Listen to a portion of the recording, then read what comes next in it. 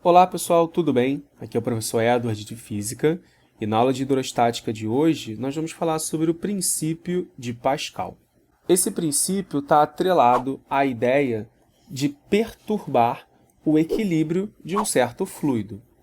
Então suponha que a gente tem aqui o nosso recipiente, o líquido em equilíbrio nesse recipiente.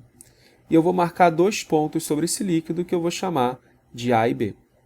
E esses pontos estão defasados por uma altura h. Existe uma relação entre as pressões desses pontos, que é Pb menos Pa, é a densidade vezes G vezes a altura. Agora, vamos supor que eu possua um pistão. O pistão é como se fosse uma tampa que eu vou colocar aqui e eu vou pressionar esse pistão para baixo. Ou seja, eu vou estar comprimindo o líquido, não é? Se eu vou estar comprimindo o líquido, nós vamos exercer um aumento de pressão no ponto A. Pessoal, o que o princípio de Pascal diz é o seguinte, que se esse líquido for incompressível, ou seja, ele não diminuir o seu volume, o volume permanecer invariável, o aumento de pressão que nós causarmos em A vai ser o mesmo aumento de pressão que nós vamos causar em B. Isso significa que a diferença de pressão entre esses dois pontos continua a mesma, só depende do DGH. Uma aplicação direta desse princípio de Pascal são as chamadas prensas hidráulicas, que são base de funcionamento da seringa, do freio, dos elevadores hidráulicos. Vamos ver como é que é a ideia dele aqui. Você vai ter um tubo em forma de U, só que com os lados agora desiguais. Ou seja, um lado vai ter uma área maior do que o outro. E você vai apoiá-los sobre dois pistões. E aqui no meio, você vai colocar um fluido. E você vai exercer agora um aumento de pressão, fazendo uma força desse lado, que eu vou chamar de F1. Vamos chamar essa área aqui azul de A1.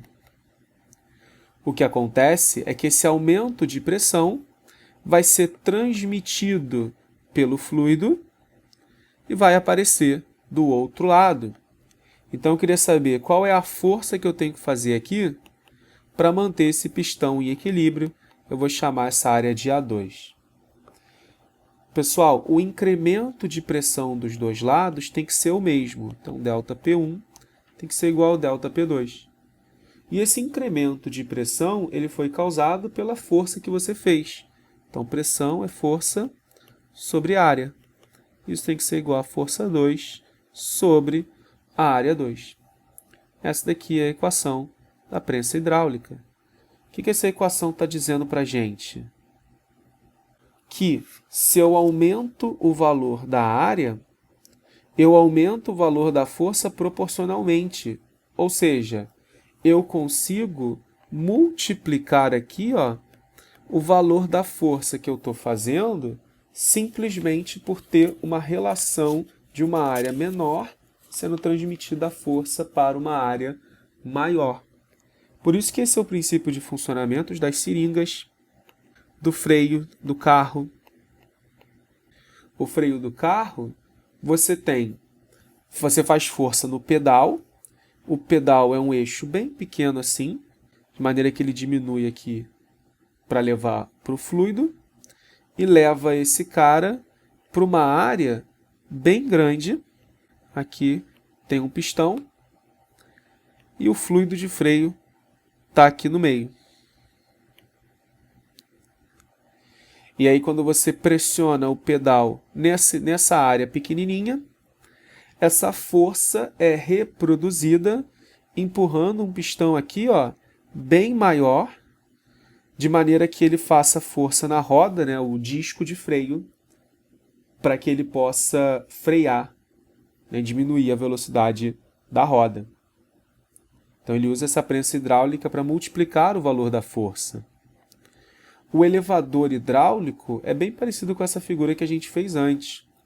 Você tem aqui Você tem aqui um carro, e aí você pode ficar aqui, por exemplo, pressionando esse pistão, você seria capaz de levantar o carro, né, através da relação adequada entre as áreas. E isso, de fato, é feito, né, pela prensa hidráulica. A única diferença é que não é uma pessoa que fica aqui, ela admite ar através de uma válvula. Mas a ideia é a mesma. O ar vai empurrar o pistão de maneira a fazer o aumento de pressão e ser capaz de empurrar o carro do outro lado. Você pode se perguntar também assim, professor, como o líquido é incompressível, se eu empurro de um lado, ele não vai subir do outro? Com certeza. Se esse cara desce aqui, por exemplo, com certeza o outro lado vai subir alguma coisa. Vai subir quanto? Ele vai subir o valor de maneira que esses volumes sejam o mesmo. Então, a gente pode escrever que o delta V1, volume, né, é igual ao delta V2, e volume, área da base, vezes a altura. Ou seja, A1 sobre A2 é igual a H2 sobre H1. Só que A1 sobre A2, pessoal, é a relação direta entre as forças, né? Então, dada a relação entre as forças, a gente pode encontrar também a relação entre as alturas que o líquido sobe em ambos os lados. Então, por hoje é isso, pessoal. Nossa aula de hoje fica por aqui. Eu espero que vocês tenham gostado. Até a próxima. Não se esqueça de se inscrever no canal, deixar o seu like se você gostou desse vídeo. Pode colocar suas dúvidas aqui nos comentários e compartilha com seus amigos para que eles vejam essa aula também. E pode me seguir lá no Instagram, @edwardfísica.